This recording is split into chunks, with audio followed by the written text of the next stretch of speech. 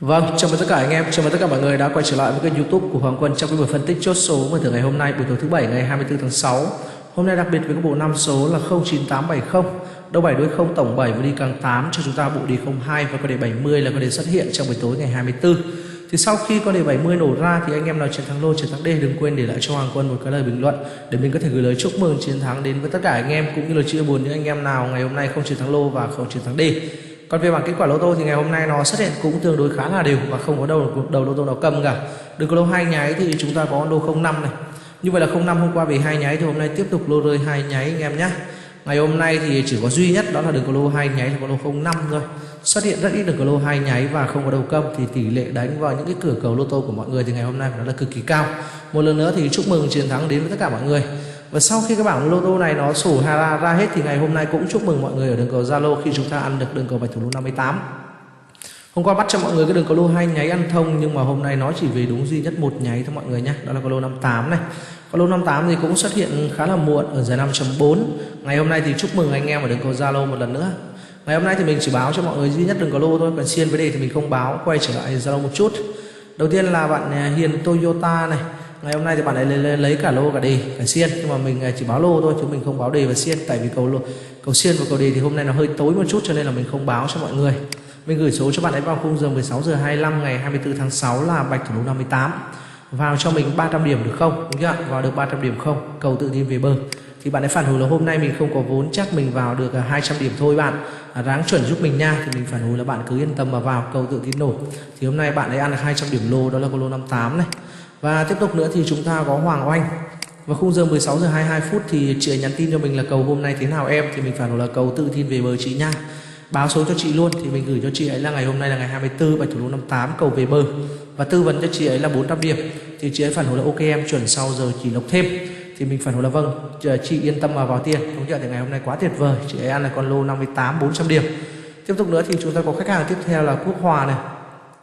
Mình gửi số cho bạn Quốc Hòa là vào khung giờ 16h27. Ngày hôm nay là ngày 24 bạch thủ lô 58, tư vấn cho bạn ấy 400 đến 500 điểm. Bạn ấy phản hồi là chuẩn không mà vào nhiều thế, em lo quá. Thì mình phản hồi là em tin anh, cầu anh chắc chắn đưa em về bờ hôm nay, vào cho anh nha. Thì bạn ấy phản hồi là vậy em vào 400 điểm, đổ em lộc lớn.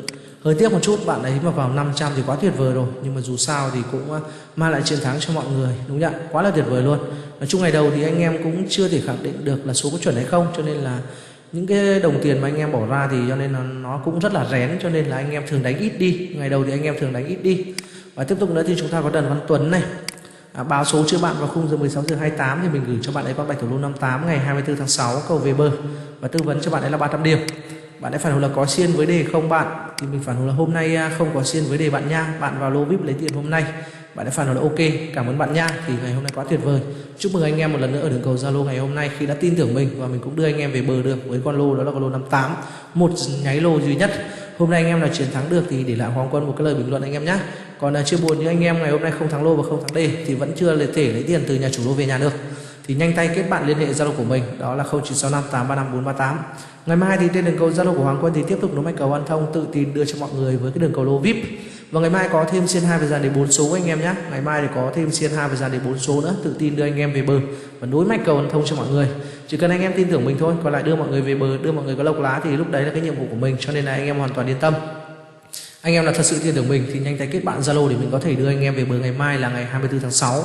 Trên đường cầu Zalo của mình, ngày mai chủ nhật một đường cầu chung kết tất cả anh em về bờ ngày mai luôn. Tự tin đưa anh em về bờ luôn. Anh em nào mà chưa thể về bờ hôm nay thì nhanh tay cầm chiếc điện thoại của mình, kết bạn Zalo để mình chốt danh sách. 4h30 ngày mai thì mình sẽ gửi số và đưa anh em về bờ sau 6h30. Tiếp tục thì mình cũng muốn tư vấn cho mọi người một đường cầu song thủ đề và một đường cầu bạch thủ đề. Và đường cầu này thì đều nằm trong một tổng đề luôn, nhưng mà chúng ta có hai bộ thì cũng chỉ có dàn 16 số thôi. Đầu tiên thì chúng ta đến với cái đường cầu song thủ đề. Thì sau khi cái giải đặc biệt ngày hôm nay nổ ra thì mình đã tìm được cái đường cầu này cho mọi người luôn. Đầu tiên là con đề 08, mọi người lấy đầu vào 0 ngày 29 tháng 5, ghép với lại đuôi 0 của ngày 3 tháng 6. 8 ghép 0 thì đi song thủ là 080 nhá. 080 thì nó xuất hiện con đề 08 ở ngày 4 tháng 6 này. Và tiếp tục đường cầu thứ hai là con đề 60, song thủ là 060. Mọi người lấy đồng vào 0 ngày 5 tháng 6 ghép đầu đuôi 6 của ngày 10 tháng 6 này. 0 ghép 6 thì đi song thủ đề là 060. 060 thì nó xuất hiện con đề 60 ở ngày 11 tháng 6 này. Và tiếp tục đường cầu thứ ba là con đề 51, mọi người lấy đầu vào 5 ngày 12 tháng 6 ghép đuôi 1 của ngày 17 tháng 6 này. 5 ghép 1 đi xong thủ đề 15 51 thì đường cầu này nó trả về con đề 51. Và đến đường cầu của ngày mai, thì chúng ta có đường cầu như sau. Mọi người lấy đầu vào năm ngày 19 tháng 6 ghép với đuôi giải đặc biệt ngày hôm nay, đó là ngày 24 tháng 6 đuôi 0. Đuôi 0 thì chúng ta sẽ có được một đường cầu đề đó là 05 và 50 nhé. 05 và 50 vào ngày mai nằm trong bộ kép, đó là bộ 00. Như vậy là ngày mai thì chúng ta chỉ có dàn 12 số thôi mọi người ạ. Đường cầu đầu tiên thì nó báo đã 4 số thôi, 4 số nằm trong bộ kép 00. Anh em nào kết đường cầu này thì mọi người có thể vào tiền bộ 00 cho mọi người. Tiếp tục chuyển qua đường cầu đề thứ hai. Đường cầu này thì nó báo bạch thủ đề luôn mọi người ạ. Đường cầu này thì cứ cách một tuần chúng ta đánh một lần. Đầu tiên là con đề 53, mọi người lấy đuôi 5 của ngày 12 tháng 6. Đuôi 5 của ngày 12 tháng 6 này. Đường này bạch thủ đề hay là xong thủ đề thì cũng đều ok mọi người ạ. Nhưng mà đường cầu này là đường cầu bạch thủ đề. Đầu vào đuôi 5 của ngày 12 tháng 6, 12 tháng 4 sẽ ghép với lại hàng chục 3 của ngày 14 tháng 4 này. 5 ghép 3 đi con bạch thủ đề 53 nhé. 5 ghép 3 đi bạch thủ đề 53. Và tiếp tục đường cầu thứ hai sẽ là con đề 59. Mọi người lấy đuôi 5 của ngày 26 tháng 4 ghép với hàng chục 9 của ngày 28 tháng 4. 5 ghép 9 thì đi cho mọi người xong bạch thủ đề, đó là bạch thủ đề 59 này. Bạch thủ đề 59 ở ngày 28 tháng 5. Và đường cầu thứ ba sẽ là con đề 60. Mọi người lấy đuôi 6 của ngày 10 tháng 5 ghép với hàng chục 0 của ngày 12 tháng 5. 6 ghép 0 thì đi con bạch thủ đề, đó là bạch thủ đề 60 này. Và đến cầu ngày mai thì chúng ta sẽ lấy là đuôi 6 của ngày 24 tháng 5 ghép với là hàng chục 9 của ngày bao nhiêu, đó là ngày 26 tháng 5. 6 ghép 9 thì đi cho chúng ta cái con bạch thủ đề vào ngày mai là bạch thủ đề 69. Và cả hai đường cầu thì nó đều báo về tổng 05, đều báo về tổng 05. Đường cầu này thì nó báo bạch thủ đề, đó là bạch thủ đề 69. Và bộ đề cho mọi người ở đường cầu này sẽ là bộ 14. Như vậy là ngày mai thì chúng ta chỉ có dàn đề 12 số thôi anh em nhé, dàn đề 12 số, bộ 14 và bộ 00. Tiếp tục chuyển qua về đường cầu lô tô. Như vậy là chúng ta có 05 xuất hiện 2 ngày 4 nhây lô. Ngày mai có một đường cầu đẹp này, 2, 16, 17, 18, ngày mai cầu báo 19. Như vậy là cái đường cầu 3 ngày chúng ta có con 69 này. 69 báo 3 ngày thì khả năng xuất hiện đề cũng rất là cao mọi người. Những cái đường cầu xuất hiện 3 ngày cũng như là xuất hiện dày thì khả năng nổ đề rất là cao. Cũng có khả năng hôm nay nổ đề 70 thì ngày mai nó xuất hiện 69 cũng nên. Tiếp tục nó là đường cầu 87 xuất hiện 3 ngày này. Ngày mai thì có 3 đường cầu lô mình chia sẻ cho mọi người. Đầu tiên là cặp 050, tiếp tục nữa là 191 và tiếp tục nữa là cặp 696. 3 cặp lô này thì ngày hôm nay mình cũng đã tìm hiểu rất là kỹ rồi, cho nên là anh em có thể tự tin chơi to đánh lớn vào ngày mai để được cầu video.